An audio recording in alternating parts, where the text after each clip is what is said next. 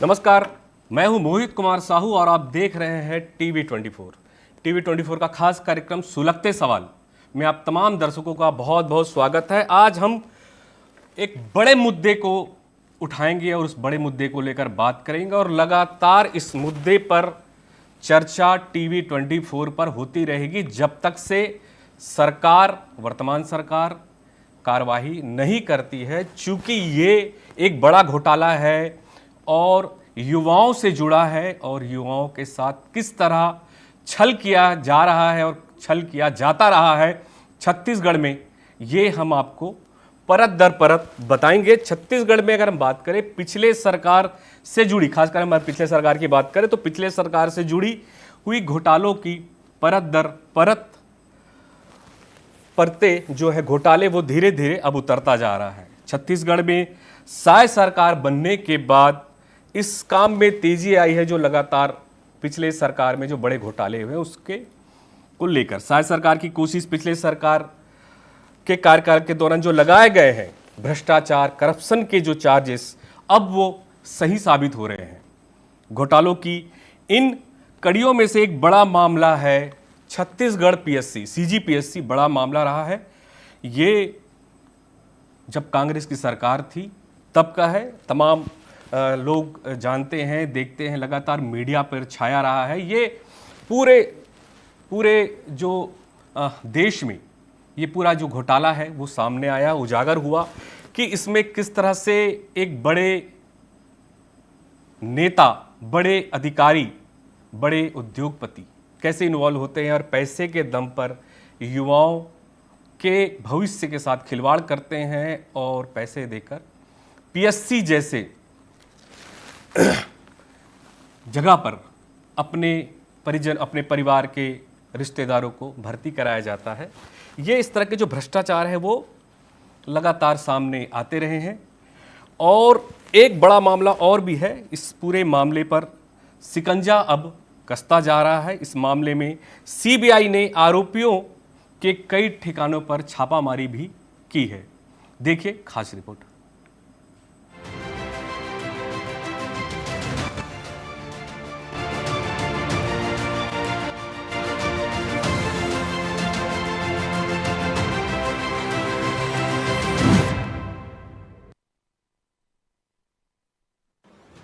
छत्तीसगढ़ में पिछले सरकार से जुड़ी हुई घोटालों की परतों को अब धीरे धीरे उतारा जा रहा है। छत्तीसगढ़ में साय सरकार बनने के बाद इस काम में तेजी आई है। साय सरकार की कोशिश है कि पिछले कार्यकाल के दौरान लगाए गए करप्शन के चार्जेस को सही साबित करना है। घोटालों की इन कड़ियों में एक बड़ा मामला सीजीपीएससी परीक्षा घोटाला है, जिसको लेकर अब शिकंजा कसा जाने लगा है। कल से इस मामले में सीबीआई में आरोपियों के कई ठिकानों पर छापेमारी भी की गई है। अब तक कोई कार्रवाई। रायपुर फूल चौक स्थित होटल में छापे, रायपुर सिविल लाइन में coaching centre, Mahasamund forest rest house में छापे, कुल 5 स्थानों पर छापेमारी। इलेक्ट्रॉनिक गैजेट और दस्तावेज हुए जब्त। सीबीआई ने इस पेपर लीक की स्टोरी को एस्टेब्लिश कर दिया है और सीबीआई ने पूछताछ के लिए आधा दर्जन लोगों को समन भी भेज दिया है। इस मामले के बड़े भ्रष्टाचार को देखते हुए अब तक सीबीआई को जो सबूत मिले हैं वे मनी लॉन्ड्रिंग की ओर भी इशारा कर रहे हैं। इसलिए अब इस मामले में ईडी की भी एंट्री हो चुकी है। ईडी इस मामले में अभ्यर्थियों के परिजनों और रिश्तेदारों के जरिए भुगतान और अधिकारियों तक पैसा पहुंचाने की लिंक की जांच करेगी। अब तक जांच में जिन बड़े किरदारों के नाम सामने आए हैं वो इस प्रकार हैं। घोटालों के बड़े किरदार: डॉक्टर विकास चंद्राकर, रकम इकट्ठा करना। डॉक्टर मुकेश चंद्राकर, विकास का साथी। राहुल हरपाल, रिसोर्ट की बुकिंग की। धर्मेंद्र साहू, सक्सेस कोचिंग से लिंक। पारितोष जायसवाल, परीक्षार्थियों की तैयारी करता था। लगातार इन कार्रवाइयों के बाद भ्रष्टाचार के मुद्दे को लेकर बीजेपी हमलावर है। मुख्यमंत्री विष्णुदेव साय ने भी भ्रष्टाचार के मुद्दे पर कांग्रेस को आड़े हाथों लिया। जिस प्रकार से पीएससी घोटाला वाले मामले में सीबीआई की जांच आगे बढ़ रही है, जिस प्रकार के तथ्य सामने आ रहे हैं, ये बताता है कि छत्तीसगढ़ में कांग्रेस की सरकार के दौरान छत्तीसगढ़ के नौजवानों, छत्तीसगढ़ के युवाओं के सपनों को किस प्रकार से तोड़ने का काम हुआ, किस प्रकार से एक रैकेट बनाकर छत्तीसगढ़ के युवाओं के सपनों को तोड़ने का काम हुआ है ये लगातार पता चल रहा है। घोटाले मामले में लगातार जांच हो रही है और तथ्य सामने आ रहे हैं। इधर लगातार कार्रवाइयों पर प्रतिक्रिया देते हुए गृह मंत्री विजय शर्मा ने दावा किया है कि सीजीपीएससी के पेपर एग्जाम के पहले जहां सॉल्व कराया जाए वहां तक सीबीआई पहुंच चुकी है। उन्होंने कांग्रेस सरकार के कारनामे को करप्शन टूरिज्म की संज्ञा दी है। सीबीआई से जांच के लिए दिया गया है। मुझे आज जानकर बड़ी प्रसन्नता हुई कि सीबीआई ने दूसरे स्टेप में 5 स्थानों पर और छापे डाले हैं और उन छापों में बड़ी अजीब स्थितियां सामने आई हैं कि किसी रिसोर्ट में बैठ करके और पेपर सॉल्व किया जाता था। मतलब टूरिज्म तो सुना था भाई अनेक तरह के, उसमें हेल्थ के लिए भी टूरिज्म सुना था, मैरिज टूरिज्म सुना था, ये करप्शन टूरिज्म हुआ है। ये करप्शन टूरिज्म हुआ है यहाँ पर। इस तरीके की व्यवस्था उस सरकार में थी। मैंने गजब सरकार थी भाई, अजीब बात हो गई। और ये क्या हो रहा था पीएससी में, छत्तीसगढ़ के पीएससी में, किस तरीके से छत्तीसगढ़ के युवाओं के भविष्य को बर्बाद किया जा रहा था। इधर कार्रवाइयों का क्रम अभी थमा नहीं है। सीजीपीएससी घोटाले को लेकर जांच कर रही है। सीबीआई आज पूर्व आईएएस अफसर अनिल टोटेजा के घर भी पहुंची। पूर्व सरकार से जुड़े कई लोगों पर अब शिकंजा कसा जा रहा है। तो कांग्रेस ने आरोप का जवाब देते हुए एक बार विपक्ष को परेशान करने के लिए केंद्रीय एजेंसी के दुरुपयोग का आरोप जड़कर बचाव की कोशिश की है। जांच करें, अभी तक क्या आया है? अभी तक इन्होंने 1.5 साल में किसी भी मामले में, जितने भी मामलों में आरोप लगाया है, किसी भी मामले में ये साबित करें कि आज ये यहाँ पर इसमें ये दोषी हुआ है। आज चाहे सीजीपीएससी के मामला हो और ये टूरिज्म कल्चर की बात करते हैं। आज भूल गए वो लोग कि टूरिज्म डिपार्टमेंट में जब उस समय भारतीय जनता पार्टी की सरकार थी, सारे जितने भी बनाए गए हैं टूरिज्म के स्थान जो है वो पूरी तरह से आज खंडहर के रूप में तब्दील हो गया। कौन है उसके जिम्मेदार जो है? ये आज जिस तरह से लोग करप्शन में डूबे हुए हैं, आज उसकी बात तो नहीं करेंगे लोग।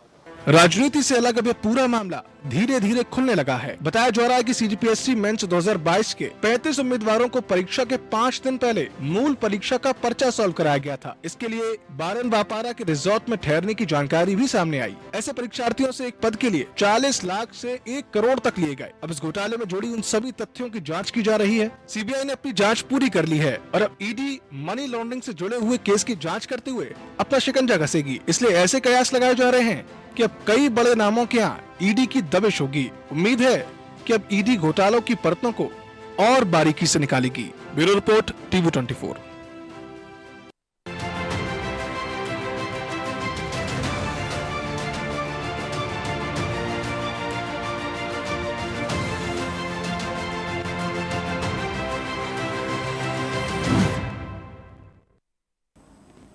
तो आपने देखा कि किस तरह से घोटाले सामने आए हैं और 2021 में ये सीजीपीएससी का घोटाला हुआ था, ईओडब्ल्यू, सीबीआई, अब ईडी की भी एंट्री हो गई है। हम परत दर परत पूरे मामले को खोलेंगे और इस पूरे बड़े महा घोटाले को, इस पूरे मामले को हम आपके सामने रखेंगे और किस तरह से युवाओं के साथ, उनके भविष्य के साथ खिलवाड़ किया गया है। हम तमाम विषयों पर चर्चा भी करेंगे। हमारे साथ तमाम जो बड़े, चाहे वो जिन्होंने इस पूरे मामले की, घोटाले की जांच के लिए जो राज्यपाल को लिखा, हम उनसे भी चर्चा करेंगे।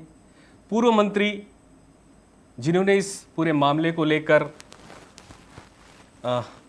इस घोटाले को लेकर जो आरोप पत्र दाखिल किया हाई कोर्ट में, हम उनसे भी चर्चा करेंगे। तमाम जो युवा हैं उनसे भी चर्चा करेंगे, जो पेरेंट्स हैं उनसे भी चर्चा करेंगे। इस घोटाले से जो जुड़े तमाम किरदार हैं, कोशिश करेंगे हम उनसे भी चर्चा करेंगे। पूरे इस विषय पर हम बात करेंगे हमारे ब्यूरो चीफ कुलेश्वर पांडे। कुलेश्वर, 2021 में सीजीपीएससी घोटाला हुआ था। आखिर ये जब पूरा मामला सामने आया तो इस मामले की जांच के लिए, क्योंकि 2021 में तो सरकार क्या करना चाह रही थी और किस तरह की चीजें हुई हैं, ये हम आपसे समझना चाहेंगे। जी देखिए, कुल मिलाकर जो प्रदेश के युवा हैं, जो बरसों से इसकी तैयारी करते हैं और काफी लगन से वो पढ़ाई करते हैं जी, लेकिन यहाँ बोली लग रही थी पद के लिए। कुलेश्वर से हमारा संपर्क नहीं हो पा रहा है। मंसूबे जो तय करते हैं कि हम डिप्टी कलेक्टर बनेंगे, कलेक्टर बनेंगे, CGPSC में हमारा चयन होगा, क्योंकि अब तो सीधे बोली पे यहाँ पर तैयार है कि हम और सीधा आप डिप्टी कलेक्टर ले लो। यही मामला जो है पूरे CGPSC मामले में खुलकर सामने आया है। देखिए, कांग्रेस की सरकार थी उस समय और जितने भी रसूखदार है उन्हीं के परिजन जो है इसमें चयन होकर सामने आए थे। हालांकि जब उस समय बिल्कुल 2021 में इस भर्ती परीक्षा घोटाले में तत्कालीन अध्यक्ष टामन सिंह भी बिल्कुल जी लोग सेलेक्ट होते नहीं है, हम भी लगातार ये चीजों को देख रहे हैं। तो कुल मिलाकर इसमें पहले से स्पष्ट था कि कहीं ना कहीं इसमें घोटाला साफ तौर पर नजर आ रहा है। हालांकि उसके बाद बीजेपी ने इसको जोर शोर से उठाया था, विपक्ष में थी बीजेपी, और लगातार उन्होंने कहा भी था कि हमारी सरकार आएगी तो इस मामले की जांच कराएंगे। सरकार आई, जांच शुरू हुई और अब जिस तरह से अब दर पर दर पन्ने खुल रहे हैं, निश्चित तौर पर बहुत सारी चीज साफ हो रही है और दूर से दिखाई दे रही है कि इसमें एक बड़ा भ्रष्टाचार, एक बड़ा सिंडिकेट CGPSC में छत्तीसगढ़ में चला है। क्योंकि जो नाम सामने है, चाहे टमन सोनवानी की बात हो, अनिल टूडीजा की बात हो, और जितने उनके जो परिवारजनों से जो बच्चे सेलेक्ट हुए थे, निश्चित तौर पर कहीं ना कहीं वो भी संदेह के घेरे में आए। हालांकि कुछ लोगों की गिरफ्तारी भी हुई है, वो जेल में भी है, लेकिन जिस तरह से CBI की एंट्री हुई है और बीते दिनों जो CBI ने 5 जगहों पर लगातार छापा मारा है और उनको जो सबूत हाथ लगे हैं, इलेक्ट्रॉनिक डिवाइस उनको मिला है, कुछ गैजेट है इलेक्ट्रॉनिक वो उनके हाथ लगे हैं, उसमें ये प्रारंभिक तौर पे सामने आ रहा है कि बाकायदा जो 35 छात्र जो इसमें जो सेलेक्ट हुए उनको एक रिसोर्ट में रुकाया गया। तमाम जो उच्च जो लोग हैं, कोचिंग सेंटर वाले हैं, उनके द्वारा इनको एग्जाम दिलाया गया, तैयारी कराई गई। तो देखिए, कहीं ना कहीं इसमें जो है साफ तौर पर नजर आ रहा है कि युवाओं के साथ छत्तीसगढ़ में कुल मिलाकर खिलवाड़ किया जा रहा है। देखिए, सरकार आती है और जाती है, लेकिन निश्चित तौर पर जो सरकार जिस समय सत्ता में रहती है उसको सोचना चाहिए कि प्रदेश के जो युवा है, देखिए बेरोजगारी का आलम देश भर में है, छत्तीसगढ़ में भी कोई इससे अछूता नहीं है, लेकिन जो युवा है जो अच्छे से पढ़ाई करते हैं, तैयारी करते हैं और सोचते हैं कि हम भी जो है डिप्टी कलेक्टर के पद में बैठ सकते हैं, एक नीचे वर्ग का आदमी ये सोचता है कि हम अगर अच्छे से तैयारी करेंगे तो हम भी बिल्कुल बिल्कुल। कुलेश्वर, आप जुड़े रहे, अभी हमारे साथ सीधे जुड़े हैं हमारे TV24 से गौरी शंकर श्रीवास, भाजपा के प्रवक्ता भी हैं। गौरी शंकर जी, TV24 में आपका बहुत बहुत स्वागत है।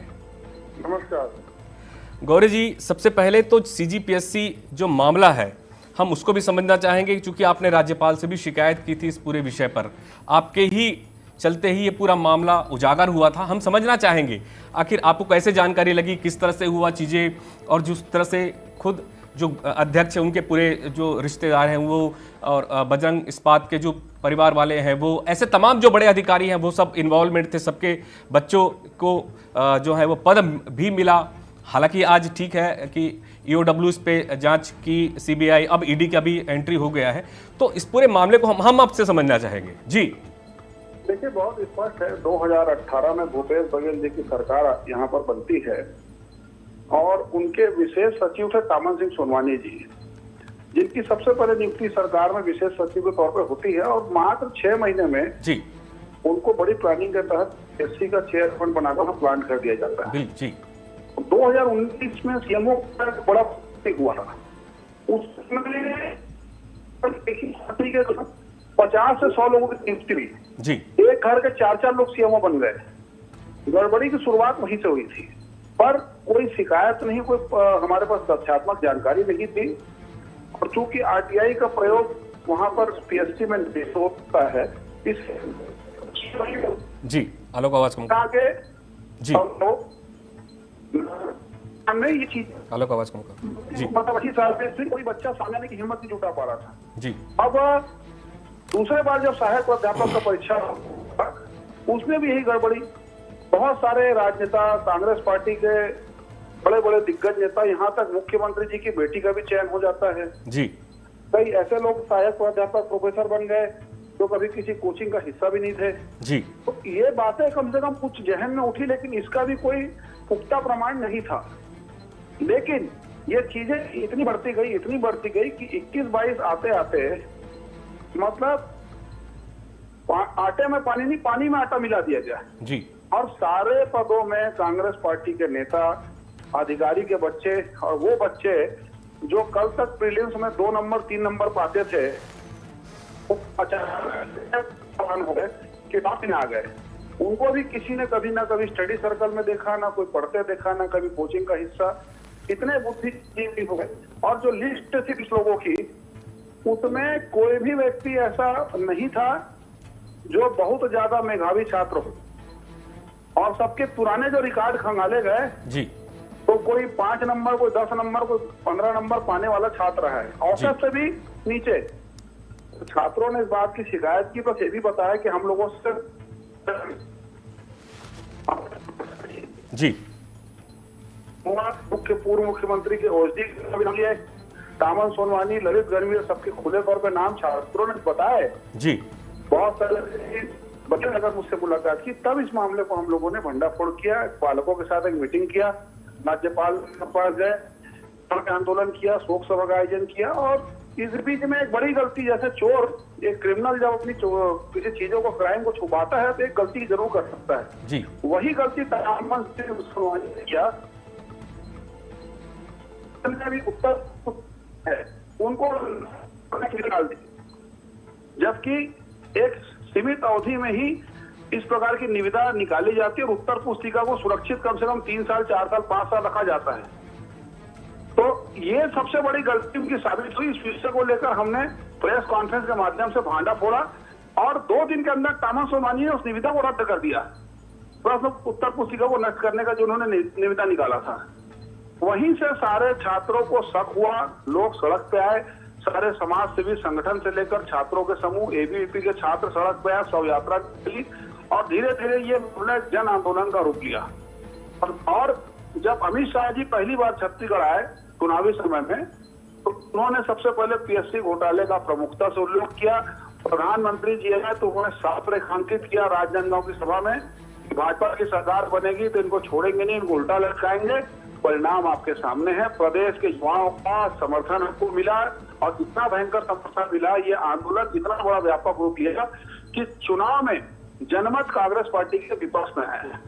जनता ने कांग्रेस पार्टी को नकारा, युवाओं के श्राप से ये सरकार का सर्वनाश हुआ और लोगों की उम्मीद हमसे थी कि सरकार बन गई है, अब सीबीआई की एंट्री हो और जितने भी दोषी सबको सलाखे के पीछे भेजा जाए। उसी दिशा में सरकार आगे बढ़ रही है। गौरी जी, मैं आपसे थोड़ा ये भी समझना चाहूँगा कि इस तरह से जो इसकी भी सरकार हो, जब भाजपा सरकार थी तो भी इस तरह के मामले सामने आए थे, हालांकि उसका जो है वो सामने मामला पूरा नहीं आ पाया। ऐसे बहुत सारी चीज़ें थी, उसमें भी काफ़ी सारे घोटाले की बात की जा रही थी, कांग्रेस भी लगातार उठाते रही है। अब चूंकि कांग्रेस में ये पूरा मामला आया और खुलकर आया, जब कभी कोई राजनेता होता है या राजनीति या बड़े अधिकारी इतने बेखौफ हो जाते हैं कि वो बच्चों के भविष्य जो बेचारे इतने सालों से जो तैयारी कर रहे हैं, कड़ी मेहनत कर रहे हैं, रात रात भर पढ़ाई कर रहे हैं, बगैर खाए पिए पढ़ाई कर रहे हैं, माँ बाप का एक होता है कि बच्चे पढ़ के आगे बढ़े, उनके आशीर्वाद, उनका प्यार होता है, तमाम इसके बाद भी कोई भी आता है, इस तरह के लोग आते हैं और घोटाला कर जाते हैं, अपने परिवार के लोगों को, अपने रिश्तेदारों को भर्ती करा लेते हैं, बड़े आसानी से इस तरह से चीजें हो जाती। क्या सरकार इतनी बेखौफ होती है? देखिए, इसमें 2 चीजें हैं। पहली बात आपने कहा, मैं उस बात से सहमत हूँ कि भारतीय जनता पार्टी की सरकार के समय भी इस प्रकार की गड़बड़ी हुई थी, जन आंदोलन हुआ था, लेकिन सरकार ने महाभियोग लगाने के लिए बाकायदा कैबिनेट की मीटिंग बुलाई और तत्कालिक जो पीएससी के अध्यक्ष थे अशोक दरबारी, उस पर महाभियोग लगाकर उसको हटवाया। बचाने का काम हमने नहीं किया और वो मामला आज भी, वो भर्ती का मामला सुप्रीम कोर्ट में पेंडिंग है, उस पर लगातार उस पर हियरिंग चल रही है। लेकिन हमारी उसमें नीति और नियत साफ थी। दूसरा, आपने महत्वपूर्ण बात की कि लोग इतने बेखौफ कैसे हो जाते हैं। वो बेखौफ इसलिए हो जाते हैं क्योंकि पीएससी की अब तक जो परीक्षाएं होती थी वो पारदर्शी नहीं होती थी, ना वीडियोग्राफी होती थी, ना उत्तर पुस्तिका मिलता था, सारी चीजें भाई भतीजावाद, सेटिंग और पैसे का भेंट चढ़ जाता था। बहुत सारे प्रतिभावान की प्रतिभा दम तोड़ जाती थी, बहुत लोग आत्महत्या कर लिए और कई लोग आज भी न्याय की लड़ाई लड़ रहे हैं। बहुत सारे जो अधिकारी जो पीछे दरवाजे सेफ थे, तो डीएसपी आज आईपीएस अवार्डी हो गए, राज्य प्रशासनिक सेवा के अधिकारी आईएएस बन गए अवार्ड पाके, लेकिन उनको न्याय नहीं मिला।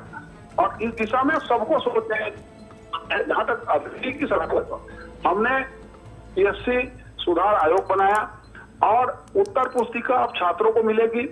यहाँ तक जो साक्षात्कार होगा उसकी वीडियोग्राफी होगी। तो हम लगातार इस दिशा में कार्य कर रहे हैं कि योग्य लोगों का चयन हो, भाई भतीजावाद, बिल्कुल पैसे का लेन देन ये ना। बिल्कुल गौरी जी, बहुत बहुत धन्यवाद, आप हमसे जुड़े, तमाम विषयों पर आपने चर्चा किया, आपका बहुत बहुत धन्यवाद। तो आप देख रहे थे कि किस तरह से जो सीजीपीएससी घोटाला है और पूरे मामले को जिन्होंने सामने लाया, गौरी शंकर श्रीवास जी, अभी उनसे भी बात हो रही थी हमारी, गौरीशंकर श्रीवास से, तो उन्होंने भी परत दर चीज़ों को खुलकर बात की। लगातार हम बने भी रहेंगे और हमसे काफ़ी अभी लोग जुड़े भी हुए हैं, हम उनसे भी चर्चा करेंगे। सीधे हम चलते हैं हमारे ब्यूरो चीफ कुलेश्वर पांडे के पास। कुलेश्वर, अभी आपने भी सुना कि गौरीशंकर श्रीवास ने लगभग बात की कि 2018 में सरकार बनने के बाद किस तरह से घोटाला हुआ, 2021-22 में मामला सामने आया। अब इस पूरे विषय पर अगर हम चर्चा करना चाहें, ईडी की भी एंट्री हो गई है, आखिर ईडी की एंट्री होने से क्या होगा इस पूरे विषय पर? जी देखिए, ईडी की एंट्री से एक चीज साफ होगा कि जो मनी लॉन्ड्रिंग, जो पैसे का जो हेरफेर हुआ, जहां पैसे पहुंचाया गया है, कुल मिलाकर उन लोगों के ऊपर अब ईडी जो है दबिश डाल सकती है और जल्द ईडी का रेट जो है उन लोगों के ऊपर भी हो सकता है। क्योंकि देखिए, इसमें एक बड़ा खेल हुआ है, छोटा मोटा खेल नहीं है। मैंने कहा कि 40 लाख से 1 करोड़ तक की बोली इसमें लगी है और इससे ज्यादा की भी बोली लगी होगी। हालांकि ये धीरे धीरे परत खोल रहे हैं। तो कुल मिलाकर जो ईडी है वो इसमें जांच करेगा कि मनी लॉन्ड्रिंग, जो जिस तरह से पैसे का जो हेरफेर हुआ है, कहां से पैसा पहुंचा, कौन जो व्यक्ति था जो रिसोर्ट बुक कराया, कौन व्यक्ति था जो पैसा का बुकिंग करता था, पैसा को इधर से उधर पहुंचाता था। तो देखिए, बीजेपी के एजेंडे में शामिल था। जब उसकी सरकार नहीं बनी तो उन्होंने साफ तौर पे बार बार कहा था, हर मंच से कहा था, हमारी सरकार आएगी तो युवाओं के साथ जो खिलवाड़ हुआ उसकी हम जांच कराएंगे। सरकार जैसे ही बनी तो निश्चित तौर पर उन्होंने जांच शुरू किया और आज वो नतीजे तक पहुंचे हैं कि अब दर पर दर सबके नाम सामने आ रहे हैं। इसमें अभी बहुत लोगों की गिरफ्तारी हो सकती है, बहुत से ऐसे चर्चित नाम है, इसको सीबीआई जल्द ही जो है गिरफ्तार कर सकती है, क्योंकि छोटा मोटा रैकेट नहीं चलाता है। एक बड़ा सिंडिकेट रायपुर से लेकर अन्य राज्यों तक भी इसके जो लोग हैं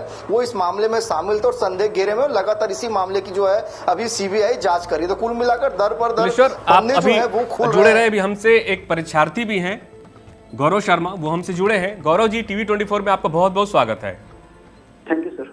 जी गौरव जी, चूंकि आप भी परीक्षार्थी रहे हैं, आप भी काफी मेहनत की, आप भी तैयारी की, और कोई भी आता है, बड़े अधिकारी, नेता, उद्योगपति आते हैं, उनके परिजन या उनके जो रिश्तेदार हैं वो इसमें आसानी से एंट्री कर जाते हैं और बड़े पदों पर पहुंच जाते हैं और लाभ लेते हैं। ये तो लगभग 2000 अगर हम बात करें सन 20-25 साल के आसपास हो गए, छत्तीसगढ़ राज्य बना तब से, जब से सीजीपीएससी का पूरा मामला जब परीक्षा हुआ है, तब तक इस तरह के घोटाले सामने भी आए हैं और होते भी रहे हैं। हालांकि कई मामले अभी सुप्रीम कोर्ट में भी चल रहे हैं। हम आपसे समझना चाहेंगे कि आखिर इस तरह से घोटाले होते कैसे, और आप लोग इतना एग्जाम दिलाते हैं, पेपर दिलाते हैं, तैयारियां करते हैं, आखिर आप लोग का कब मेहनत का कोई इसका रिजल्ट जो है वो होता क्या है आप लोग का? जी सर, सबसे पहली बात यह है कि सीजीपीएससी में यदि आप पारदर्शिता नहीं लाएंगे तब तक ये गड़बड़ियां चलती रहेंगी। सबसे बड़ा दुर्भाग्य ये है कि सीजीपीएससी में पहले के जो 10 साल राज्य के निर्माण के 10 साल में सिर्फ 2 बार सीजीपीएससी का आयोजन हुआ। 2011 से लेकर अभी तक लगातार सीजीपीएससी हो रहे हैं अभी समय समय पे। दुर्भाग्यपूर्ण स्थिति ये है कि सीजीपीएससी में पारदर्शिता की बहुत बड़ी कमी है। सीजीपीएससी ने अपने 24 साल या 25 साल के जो इतिहास में आज तक एक बार भी सुधार नहीं किया है, न सुधार आयोग का गठन भी हुआ है। पहली बार इधर सुधार आयोग का गठन किया गया, पर दुर्भाग्यपूर्ण स्थिति ये है कि सुधार आयोग में जो प्रभावित पक्ष है, मतलब अभ्यर्थी का कोई प्रतिनिधि ही शामिल नहीं है उस सुधार आयोग के समिति में। तो जो प्रभावित पक्ष है उनकी बातों को नहीं सुना जाएगा, उनके बातों को नहीं लिया जाएगा, तो तब तक पारदर्शिता कैसे आएगी? अभ्यर्थियों ने 2020, 21, 22 में लगातार आंदोलन करके एक चलते सुधार करवाया था कि हम उत्तर पुस्तिका की जो सॉफ्ट कॉपी है मुख्य परीक्षा की, हमने उपलब्ध करवाने का प्रयास किया और उपलब्ध हुआ ऑनलाइन। बट अभी ये देखने को मिला लास्ट सीजीपीएससी में उस पारदर्शिता के एक बिंदु को फिर से समाप्त कर दिया गया और उत्तर पुस्तिका की ऑनलाइन कॉपी फिर से बंद कर दी गई।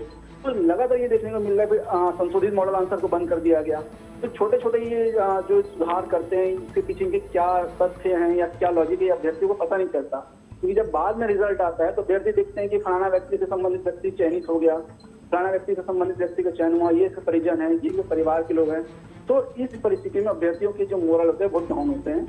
लगातार हम अभ्यर्थी मांग कर रहे हैं कि हम अपने पढ़ाई में ध्यान देना चाहते हैं और सीजीपीएससी जैसे गरिमा में संस्थान की गरिमा को बचाना चाहते हैं, परंतु इस तरह की जो गड़बड़ियां कर रहे हैं, पहले तो उनको आइडेंटिफाई किया जाए, उनको जेल के पीछे भेजें। सेकंड, पारदर्शिता के लिए अभ्यर्थियों के पक्ष को सुना जाए। तीसरा, जो अभी सुधार आयोग बना है उसमें भी अभ्यर्थियों के सदस्य प्रतिनिधियों को शामिल किया जाए, ताकि भविष्य में ऐसी गड़बड़ियां ना हो और अभ्यर्थी पूरे विश्वास के साथ सीजीपीएससी परीक्षा की तैयारी कर पाए। ये हम अभ्यर्थी चाहते हैं। बिल्कुल गौरव, मैं आपसे, जैसे आपने भी पारदर्शिता की बात की, 2011 से लगातार सीजीपीएससी की परीक्षा हो रहे हैं और अब तक से हजारों छात्र छात्राओं ने इस पूरे परीक्षा दिया, हजारों लाखों की संख्या में भी कह सकते हैं। छत्तीसगढ़ के भी लोग होते हैं, बाहर के भी लोग होते हैं, लगातार परीक्षा देते हैं और बड़े आसानी से ये लोग जो हैं बड़े अधिकारी के रिश्तेदार, बड़े नेताओं के रिश्तेदार, उद्योगपति के रिश्तेदार, ये सब की एंट्री होती है और ये अचानक प्रकट हो जाते हैं, आ जाते हैं। तो आप लोग जब इस तरह की चीज़ें होती हैं तो आप भी तैयारी करते हैं, आपको भी लगता है कि मैं इस लेवल पे पहुंच पाऊंगा, इस तरह से पहुंच पाऊंगा, या यहाँ इंटरव्यू लेवल पे पहुंच पाऊंगा, फाइनल लेवल पे पहुंच पाऊंगा, मेंस पे पहुंच पाऊंगा, तमाम चीज़ें होती है। ऐसे सैकड़ों अभ्यर्थी होते हैं जो लगातार तैयारी करते हैं, घंटों घंटों बैठ कर तैयारी करते हैं। बड़े इसमें जो एक रिकॉर्ड भी शामिल होता है इस तरह की चीज़ों को पास करवाने की भी। क्या आप लोग कभी इस तरह की चीज़ें सामने हुआ है कि कोई रिकॉर्ड भी आपसे कांटेक्ट किया, आप लोगों से कांटेक्ट किया हो कि हम आपको पास करा देंगे, इस तरह की चीज़ें हुई हो? देखिए सर, इस तरह की जब गड़बड़ियाँ चलती है और लोगों के सामने आते हैं तो भिन्न भिन्न प्रकार के जो असामाजिक तत्व होते हैं वो भी पैसे के लालच में लोग अभ्यर्थियों को गुमराह करने का प्रयास करते हैं और जनरली अभ्यर्थी इन सब चीजों को फेस करते हैं। लेकिन अभ्यर्थियों को सीजीपीएससी जैसे गरिमावान संस्थान पर विश्वास होता है कि वो गड़बड़ियाँ नहीं करेगा, परंतु दुर्भाग्यपूर्ण स्थिति ये होती है कि जब ऐसे अधिकारी संस्था के चेयरमैन या सेक्रेटरी या परीक्षा नियंत्रक बन के बैठते हैं, वो उसको संस्था की गरिमा को ध्यान न रखते हुए व्यक्तिगत हितों को ध्यान रखते हैं और इसका नतीजा ये होता है कि जो अभ्यर्थी सालों साल प्रयास करता है, सीजीपीएससी की तैयारी लगभग 2 साल की तैयारी, यदि एक बार आप प्री नहीं निकाल पाए या मेंस नहीं निकाल पाए या इंटरव्यू नहीं निकाल पाए तो लगभग आपको 2 साल फिर आपको आगे प्रयास करना पड़ेगा और ये सतत प्रक्रिया है। अभ्यर्थी अपने जीवन के महत्वपूर्ण समय जो कि युवावस्था होता है वो महत्वपूर्ण समय इस तैयारियों में लगाता है और जब रिजल्ट आता है अभ्यर्थी ये देखता है कि ये गड़बड़ियां हो रही तो अभ्यर्थियों को बहुत ज्यादा दुख होता है, निराशा होती है। बिल्कुल दुर्भाग्यपूर्ण स्थिति है कि इसके सुधार में किसी ने भी अभी तक सकारात्मक प्रयास नहीं किया है। हम बार बार ये बोल रहे हैं कि प्रभावित पक्ष अभ्यर्थी है, अभ्यर्थी की बातों को पहले सुना जाना चाहिए। जो प्रभावित पक्ष है ही नहीं उनको आपने शामिल कर लिया समिति में और उनसे आप अभ्यर्थियों का पक्ष जान ही नहीं रहे हैं, तो इस स्थिति में अभ्यर्थियों के लिए बहुत निराशा का विषय है कि पहला एक तो गड़बड़ियां हो रही है, अब जब गड़बड़ियों के सुधार के विषय में कुछ प्रयास हो रहे हैं उसमें भी अभ्यर्थियों के पक्ष को नहीं सुना जा रहा है। बिल्कुल बिल्कुल गौरव, बहुत बहुत धन्यवाद, आप हमसे जुड़े, TV24 से जुड़े उसके लिए धन्यवाद। और लगातार इस तरह के घोटाले को TV24 उठाता भी रहेगा और लगातार लोगों तक दिखाता रहेगा और जब तक से इस पूरे मामले पर कार्रवाई ना हो या पूरा मामला सामने आया तब तक से हम खबर के माध्यम से, हमारे जांच के माध्यम से, हमारे इन्वेस्टिगेशन के माध्यम से हम आपको दिखाते रहेंगे। अभी हम चलते हैं हमारे कुलेश्वर पांडे ब्यूरो चीफ के पास। कुलेश्वर, अभी आपने सुना तमाम बातों को और इस पूरे विषय को, हम ये भी जानना चाहेंगे कुलेश्वर कि अभी ये जो घोटाला है, अभी ईडी की भी एंट्री हुई है, अब इसमें आगे क्या हो सकता है? जी ठीक है, तो अभी कुलेश्वर जो है अभी चले गए हैं। हम सबसे पहले आपको ये बताना चाहेंगे जिस तरह से ये घोटाला हुआ है, 2021 में पूरा मामला सामने आया है और इस पूरे विषय पर जिस तरह से प्रवक्ता भाजपा के जो गौरीशंकर श्रीवास ने इस पूरे मामले को उठाया था, राज्यपाल को इस पूरे मामले को जानकारी दी थी, उसके बाद अगर हम बात करें कि ननकी राम कंवर जो पूर्व मंत्री रहे हैं, उन्होंने भी इस पूरे मामले पर आरोप पत्र दाखिल कराया था हाई कोर्ट में। तो पूरे जो मामले हैं ये सामने आए थे। सबसे महत्वपूर्ण ये है कि भाई बहन का चयन ने सबसे महत्वपूर्ण जो है वो चौंका दिया था। रायपुर की प्रज्ञा नायक को सीजीपीएससी 2021 में पहली रैंक प्राप्त हुई थी, जिसके चलते प्रज्ञा के भाई प्रखर नायक ने भी सीजीपीएससी 20वां रैंक हासिल किया था। तो इस तरह से जो आरोप पत्र दाखिल हुआ था और कांग्रेस के नेता ओएसडी के रिश्तेदार की बेटी जो है वो प्रज्ञा नायक और बेटा प्रखर नायक के चयन ने सबको चौंका दिया था। ये पूरे मामले को धीरे धीरे परत दर परत फिर उठता गया मामला। तो ये पूरा सब मामला सामने और एक परीक्षार्थी और भी जुड़े हैं, उनसे भी चर्चा चाहेंगे। पृथ्वीराज ऋतुराज जी जुड़े हैं। ऋतुराज जी, TV24 में आपको बहुत बहुत स्वागत है। जी सर, बिल्कुल, धन्यवाद। जी ऋतु जी, आप लोगों ने खूब मेहनत के साथ तैयारी करते हैं, पढ़ाई करते हैं, एक उम्मीद होती है, एक भविष्य होता है, आप तैयारी करते हैं आप लोग, और इस तरह से बड़े बड़े घोटाले होते हैं। खासकर गरिमा की बात होती है, सीजीपीएससी एक पीएससी का जो परीक्षा होता है, लोगों को काफ़ी उम्मीद होती है, बड़े पद के सीधे इसमें बड़े पद की नियुक्ति होती है। इसमें अगर घोटाला हो और इस तरह की चीज़ें हो तो आप जो परीक्षार्थी हैं उनकी जो उम्मीदें वो कहाँ जाएगी आखिर? जी सर, निश्चित रूप से जो घोटाला हुआ है उसमें जिनका हाथ था वो जेल में है, आप और हम जेल में नहीं है, और कहीं ना कहीं हमारे साथ धोखाधड़ी किया गया है ना। ये लोग हर पोस्ट को जो बेचने का प्रयास किया गया है, आज इसीलिए कामन सिंह सोनवानी जैसे व्यक्ति भी जी जेल के कटघरे में खड़े हुए। अगर वो निर्दोष होते तो अपनी साबित करके दिखाए। कहीं ना कहीं इनकी संदिग्धता है और इन्होंने जो पूरा षड्यंत्र के तहत पूरा कारनामा किया है। कहीं न कहीं युवाओं में इसका आक्रोश है और युवाओं के आक्रोश के परिणाम के स्वरूप ही बीजेपी की सरकार लौटी है, क्योंकि 10 लाख के युवाओं का इन्होंने भविष्य बर्बाद करके रखा हुआ है। बिल्कुल है ना, तो हमारे यही है कि जो दोषी है उनकी संलिप्तता उनको कार्रवाई होनी चाहिए और पूरे जितने 2021 से जो पेपर है उसकी स्पष्टता रूप से जांच होनी चाहिए। होता क्या है कि सरकार कमेटी गठित कर देती है, लेकिन कमेटी गठित करने के बाद वो निर्णय पे नहीं आ पाता, तो हम तो वहीं के वहीं चले जाते हैं। तो सरकार से भी निवेदन है कि उन्होंने कमेटी अगर गठित किया हुआ है तो एक एक पेपर को खोलवाए, एक एक अधिकारी लोग को करवाए और जो संलिप्तता है सबको कटघरे में खड़ा किया जाए और बेगुनाहों के साथ में कम से कम ये न्याय का हक में फैसला लिया जाए। नहीं तो ये भी कमेटी गठित होगी और कोई परिणाम आना नहीं है। बिल्कुल, धन्यवाद ऋतुराज जी, आप अपनी बात को रखा आपने और बहुत बहुत शुक्रिया आप हमसे जुड़ने के लिए। हम कुलेश्वर का भी बहुत बहुत धन्यवाद करेंगे, गौरीशंकर श्रीवास जी का भी बहुत बहुत धन्यवाद करेंगे। तो तमाम लोगों को हम धन्यवाद करते हैं। और एक छोटा सा मैं आपको ये भी बताना चाहूँगा अपने दर्शकों को कि इस पूरे मामले को लेकर जब भाजपा के प्रवक्ता गौरीशंकर ने राज्यपाल से शिकायत के बाद इस मामले को बीजेपी ने मुद्दा बनाया था, विधानसभा 2023 से पहले कांग्रेस की जो पूर्ववर्ती सरकार भूपेश की जो CGPSC में बुरी तरह से जो घोटाले में इन्वॉल्व थे, पूरी सरकार भी हिल गई थी इस पूरे मामले को लेकर। भाजपा के जो मंत्री रहे हैं ननकी राम कंवर ने हाई कोर्ट में बिलासपुर में आरोप पत्र भी दाखिल करके कई भाई बहन, बेटी, दामाद, रिश्तेदार को लेकर भी सवाल उठाया था। इसको लेकर हाई कोर्ट ने भी राज्य सरकार से तत्काल पूछा था कि अधिकारियों और नेताओं के बेटा और बेटियों का चयन कैसे हो गया। कोर्ट ने 18 जो अभ्यर्थी थे उनकी नियुक्ति पर रोक लगाते हुए शासन को जांच करने कहा था। तो ये देखिए कि किस तरह से CGPSC घोटाला हुआ था और किस तरह से युवाओं के भविष्य के साथ खिलवाड़ हो रहा है। आप देखते रहिए, लगातार हम इस तरह के घोटाले को लगातार दिखाते रहेंगे, पूरे मामले को परत दर परत हम बताते रहेंगे और इस तरह के जो बड़े घोटाले हैं उसकी साजिश को भी पर्दाफाश करेंगे। आप बने रहिए TV24, देखते रहिए TV24। धन्यवाद।